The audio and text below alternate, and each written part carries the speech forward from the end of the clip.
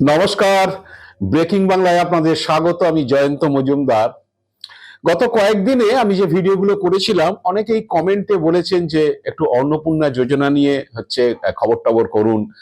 এবং আমি দেখতে পাচ্ছি রাজ্যের বিভিন্ন জায়গাতে মহিলারা বিক্ষোভ দেখাচ্ছেন, ক্ষুব্ধ যে আমরা অ্যাপ্লাই করেছি পাইনি, অথচ অন্যরা পেয়ে যাচ্ছে, তাদের পাশে কেউ পেয়েছে, কেউ বলছে যে আমরা গরিব মানুষ আমরা পাইনি, অথচ যাদের দোতলা বাড়ি আছে তারা পেয়েছে। এইসব নানানবিধ অভিযোগ। কেউ আবার পুরসভার কর্মচারীদের বিরুদ্ধে অভিযোগ করছেন, কেউ আবার গ্রাম পঞ্চায়েত বা বিডিও অফিসের কর্মচারীদের বিরুদ্ধে অভিযোগ করছেন তাদের ফর্ম নাকি ঠিক মতো আপলোড হয়নি। এইসব ধরনের অভিযোগ মূলত যে তারা টাকা পাচ্ছেন না অন্নপূর্ণা ভান্ডারের, এবং তারা লক্ষ্মীর ভান্ডারের টাকা পেতেন।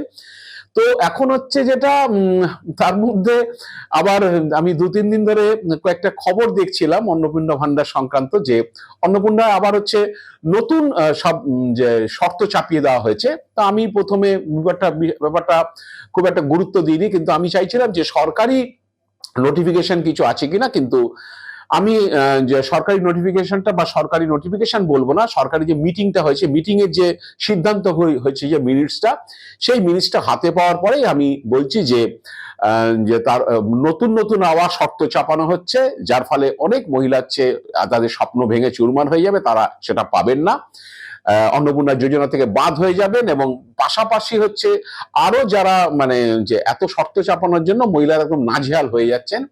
বহু মহিলা যারা টাকা পেয়েছেন ইতিমধ্যে, তাদেরকে আবার টাকা ফেরত দিয়ে দেওয়া হতে পারে। সবটাই আপনাদের ডিটেলসে বলবো।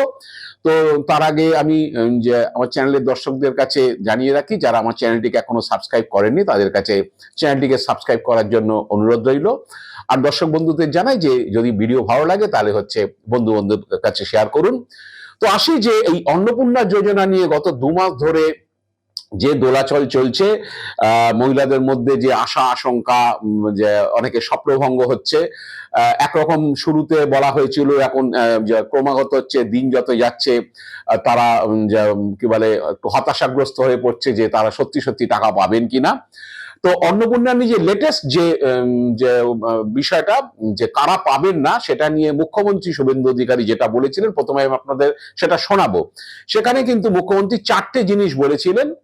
যে অভারতীয়রা পাবে না, যাদের ভোটার লিস্টের নাম নেই, বা যারা যে আপনারা জানেন এখন বিষয়টা এমন হয়ে গেছে, ভোটার তালিকার নাম না থাকলে বা যারা ট্রাইব্যুনালে অ্যাপ্লাই করেনি তারা অভারতীয়, তারা পাবে না। মূলত বাংলাদেশিদের কথাই হয়তো তিনি বলতে চেয়েছেন।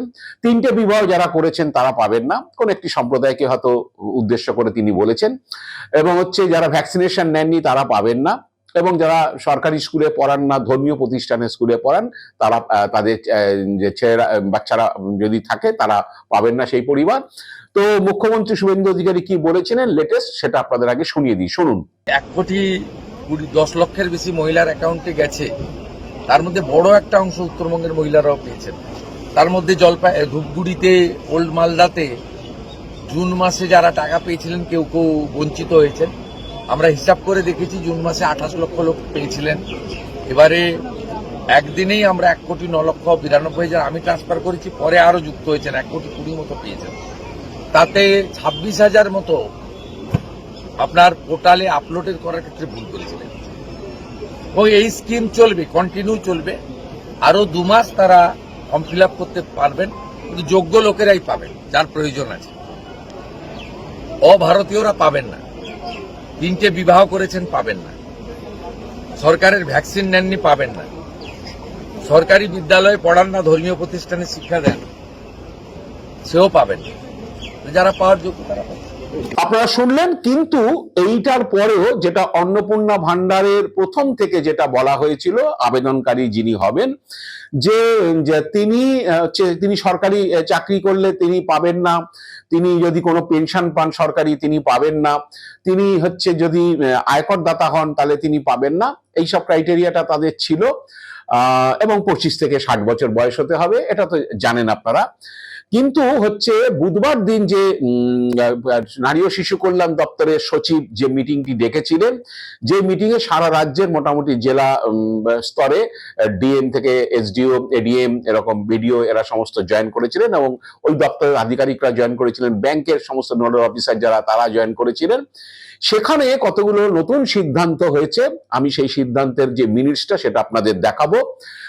সেটা 17-18টা জিনিস সেখানে ইনক্লুড হয়েছে, তার মধ্যে বেশ কয়েকটি বিষয় ইনক্লুড হয়েছে যেখানে মিটিং আলোচনা হয়েছে এবং সেটা সিদ্ধান্ত হয়েছে যে না এখন এরা পাবে না।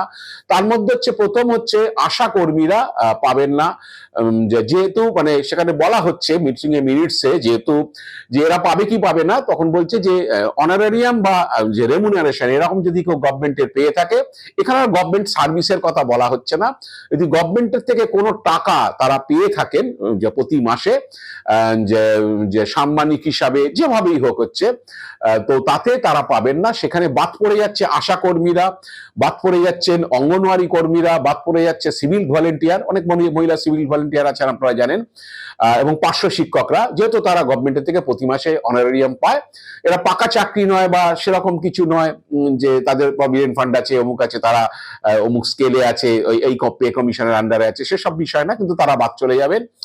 এবং আবেদনকারী বা তার পরিবারের কেউ যদি সরকারি কর্মী বা পেনশনভোগী হন, যেটা আগে বলা হয়নি, আবেদনকারী যে পরিবার, যে ফ্যামিলি দেখানো হচ্ছে হেড অফ দ্য ফ্যামিলি দিয়ে, সেই পরিবারের কেউ যদি সরকারি কর্মচারী বা হচ্ছে পেনশনভোগী হন, আগে বলা হয়েছিল যিনি আবেদনকারী তিনি যদি সরকারি কর্মচারী বা পেনশনভোগী হন, এখন বলা হচ্ছে যে নতুন যে অ্যামেন্ডমেন্টটা হলো, মানে যেটা লাগু হলো, সেটাতে হচ্ছে আবেদনকারী পরিবারের যদি কেউ সরকারি কর্মচারী বা পেনশনভোগী হন তাহলে তিনি পাবেন না। এতদিন বলা হয়েছিল আবেদনকারী যদি নিজে আয়কর দাতা হন তাহলে হবে না, কোন একজন মহিলা চাকরি করেন বা ব্যবসা করেন তিনি যদি আয়কর দেন তাহলে হচ্ছে তারা পাবেন না। এবার যেটা হলো যে 8 জুলাই যে সিদ্ধান্তটা, সেটাতে কিন্তু বলা হচ্ছে যে যদি পরিবারের কেউ আয়করদাতা হয়ে থাকেন তাহলে হচ্ছে তারা কিন্তু পাবেন না।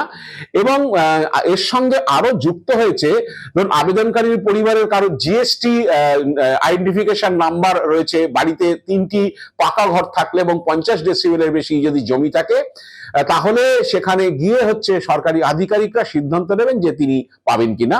মানে সবটাই হচ্ছে ফ্যামিলি ডেফিনিশনের মধ্যে আনা হয়েছে। এবং হচ্ছে এখন আরেকটা যেটা করা হয়েছে সেটা হচ্ছে যে আবেদনকারীরা নাম বা তথ্য সংক্রান্ত যেগুলো দিয়েছিল, তারা জেলা আধিকারিকদের সহায়তায় হচ্ছে পোর্টালে ঢুকে এডিট করতে পারবেন, এডিটের অপশনটা আবার চালু হয়েছে। এবার হচ্ছে এডিট তো পরের বিষয়, এখন হচ্ছে অনেক ওই আশা কর্মী, অঙ্গনওয়াড়ি কর্মী যাদের হচ্ছে জুনে টাকা ঢুকে গেছে কি জুলাই গোড়ায় টাকা ঢুকে গেছে, তাদেরকে এখন যে মুচলেখা দিতে হবে যে আমরা এই যে অন্নপূর্ণা যোজনার টাকা নেব না, যেহেতু আমরা সরকারি জায়গা থেকে রেমুনারেশন পাই এবং আমরা টাকা ফিরিয়ে দেবো, মানে যে 3000 টাকা বা কারো 6000 টাকা ঢুকেছে সেটা তাদের ফিরিয়ে দিতে হবে। এই ধরনের হচ্ছে সিদ্ধান্তটা হয়ে গেছে। তো এখন যেটা অনেকেই বলছেন যে যদি এইগুলোই করার কথা ছিল সেগুলো প্রথমে কেন আবেদন করার সময় তখন প্রথমে বলে দেওয়া হলো না, যখন এই যে মে মাসে সরকার গঠন হয়েছে, জুন মাস থেকে যখন এই যে অ্যাপ্লাই বা মে মাসের শেষ দিক থেকে যখন অ্যাপ্লিকেশন শুরু হয়েছে অফলাইন, তারপর অনলাইন শুরু হয়েছে জুন মাসের গোড়া থেকে, তাহলে এসব ঝামেলা মিটে যেত যে এগুলো হবে না। এখন হচ্ছে অনেকেই করে দিয়েছেন, হয়তো তার বাড়িতে পরিবারের কেউ একজন শ্বশুরমশাই হোক কি স্বামী হোক কি দেওর হোক যাদেরকে পরিবারে এনেছেন তাদের কেউ হয়তো সরকারি চাকরি করে, তখন তিনি আবেদন করে দিয়েছেন, করে দিয়ে ভেবেছেন আমি তো সরকারি চাকরি করি না, আমি তো সরকারি কোনো পেনশন নিই না, আমি তো আয়কর দিই না, তাহলে আমি কেন পাবো না। মানে যেগুলো বলা হয়েছিল, মানে মালতী রাবারা এই দপ্তরের মন্ত্রী বা আগে যে আমাদের অগ্নিমিত্রা পাল যখন বলেছিলেন যে এই ফর্মটা আসার পরে যে হচ্ছে প্রাইভেট স্কুলে পড়ান আপনার সন্তানকে কেন আপনারা টাকা পাবেন, যে ভ্যাকসিনেশন দেননি সরকারি জায়গাতে কেন আপনারা টাকা পাবেন, এগুলো তারা বলেছিলেন। মালতী রাবারায় তো আরো বলেছিলেন যে সোনা গয়না আছে প্রচুর আপনারা কেন পাবেন, এসব কথা বলা হয়েছিল। তো এখন যেটা মহিলাদের বিক্ষোভ হচ্ছে যে অনেকেই পাচ্ছেন না। এবার এতে যেটা হবে যে এই ক্রাইটেরিয়াতে আসার পরে অনেকের আবার নাম কাটা চলে যাবে, কারণ এই যারা রয়েছে ধরুন আশা কর্মী, অঙ্গনওয়াড়ি কর্মী, সিভিক ভলেন্টিয়ার, পার্শ্ব শিক্ষক বা যার বাড়িতে সরকারি কর্মচারী রয়েছে, যার বাড়িতে ফ্যামিলির কেউ সরকারি কর্মচারী, ফ্যামিলির কেউ হচ্ছে আয়করদাতা, ফ্যামিলিকেও পেনশন পায়, এরা সব বাদ যাবে, আরো ক্ষোভ বাড়বে। কারণ হচ্ছে যে আমি তো পেয়েছিলাম 2 মাস, হঠাৎ করে বাদ হয়ে গেল কেন? আসলে হবে হচ্ছে এই 8ই জুলাই যে মিটিং হয়েছে, সেই মিটিং এর যে সিদ্ধান্ত হয়েছে, সেই সিদ্ধান্ত তো এবার নতুন করে আবার চাপবে, এবার এগুলো হবে, এগুলো সব এডিট হবে, এবার এডিট করার পর দেখবো অনেকেই কাটা গেছে। তো এখন আমি জানি না যে মানে শেষ পর্যন্ত গিয়ে কোথায় গিয়ে দাঁড়াবে। প্রত্যেক আবেদনকারী বা মহিলাদের একই বক্তব্য যে পরিষ্কার করে যদি প্রথমেই বলে দিত যে ভাই তোমার পরিবারের কেউ যদি এখন যেগুলো বলা হচ্ছে সেগুলো যদি প্রথম থেকে বলে দেওয়া হতো যে এরা এই ক্রাইটেরিয়া হলে তুমি পাবে না, তুমি ভাই অ্যাপ্লাই করো না, তাহলে আমরা হচ্ছে লাইন দিয়ে ফর্ম তুলে অ্যাপ্লাইও করতাম না, বা অনলাইনে সাইবার ক্যাফেতে গিয়ে দীর্ঘক্ষণ লাইনে দাঁড়িয়ে 200 টাকা 300 টাকা দিয়ে হচ্ছে অ্যাপ্লাই করতাম না। পরিষ্কার যে ভাই আমার বাড়িতে এই ক্রাইটেরিয়ার লোক আছে, হ্যাঁ, আমার বাড়িতে শ্বশুরমশাই সরকারি পেনশন পায়, আমি পাবো না, আমার বাড়িতে কেউ একজন সরকারি চাকরি করে, আমি পাবো না। সুতরাং আমার নিজেরটা কি আছে না আছে দেখার দরকার নেই, বাড়িতে যদি কেউ থাকে তো তারা পাবে না। এবং সরকারের এমন কিছু কাজ যেখান থেকে সরকারের ঘর থেকে রেমুনারেশন পায় প্রতি মাসে, সেরকম কাজ যদি পরিবারের কেউ হলে হবে না। আগে তো পরিবার ছিল না, আগে ইন্ডিভিজুয়াল ছিল। তো এখন যাই না শেষ পর্যন্ত কিভাবে সামাল দেবে। তো আমি বিজেপির কয়েকজন যে নেতার সঙ্গে কথা বলছিলাম, তারা বলছেন যে হচ্ছে এখন এই 2 মাস ধরে আমি বললাম যে ভালোই তো আপনাদের কাজ টাজ হচ্ছে, মিডিয়া টিডিয়া তো খুব প্রশংসা করছে, বলছে যে আসলে যে ওনার একটু বাস্তব নিয়ে আলোচনা করে, বলছে দেখছেন তো বিভিন্ন জেলাতে মহিলারা যেভাবে ক্ষোভ বিক্ষোভ দেখাচ্ছে, এইটা অন্নপূর্ণা যোজনাটা আমাদের বুমেরাং না হয়ে যায়। আর আরেকটা জিনিস হচ্ছে অন্নপূর্ণা যোজনা নিয়ে বলতে গেলে বলছেন যে আসলে এখন একটু মিথ্যে আশ্বাসের সরকার চলছে, সবই মিথ্যে আশ্বাসের উপর চলছে, জানি না মানুষ এটা কিভাবে গ্রহণ করবে বা ভবিষ্যতে তার কি রিটার্ন আসবে। তো এই নিয়ে তারাও একটুখানি আশঙ্কিত বা চিন্তিত, যেভাবে হচ্ছে মানে একটা মহিলার ক্ষোভ তো নয়, সেই ক্ষোভটা সঞ্চারিত হবে তার পরিবারেও। তো জেলায় জেলায় যে চিত্র দেখা যাচ্ছে মহিলাদের ক্ষোভ বিক্ষোভে, চাই না শেষ পর্যন্ত গিয়ে কোথায় দাঁড়াবে। অগাস্ট মাসে এই প্রকল্পে শেষ হলে কত লোক 2,20,00,000 যদি ধরি শুভেন্দু অধিকারী হিসাব অনুযায়ী, তার মধ্যে শেষমেশ হচ্ছে কত পাবে। গভর্নমেন্ট বলছে 1,30,00,000 দিয়ে দেওয়া হয়েছে, মুখ্যমন্ত্রীও বলেছেন 1,10,00,000 তো দিয়েই দেওয়া হয়েছে, আরো অ্যাডেড হয়েছে 1,20,00,000 মতো। যাই না শেষ পর্যন্ত কত হয়, আবার কত বাদ চলে যাবে এই ক্রাইটেরিয়া গুলো যুক্ত হওয়ার পরে, সেটা ভবিষ্যৎ বলবে। প্রশাসন কিভাবে সিদ্ধান্ত নেবে, কিভাবে নামটামগুলো কাটবে। তো আমরা অপেক্ষায় আছি এরপরে কি হয় দেখার জন্য। আজ এ পর্যন্তই। আপনারা ভালো থাকবেন, সুস্থ থাকবেন। নমস্কার।